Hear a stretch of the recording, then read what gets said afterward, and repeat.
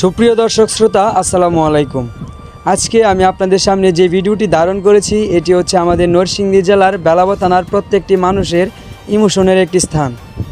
এটি হচ্ছে আমাদের ঐতিহ্যবাহী ববি সিনেমা হলের সামনে এবং হচ্ছে ববি সিনেমা হলের পরিত্যক্ত যেই স্থান ওইটা।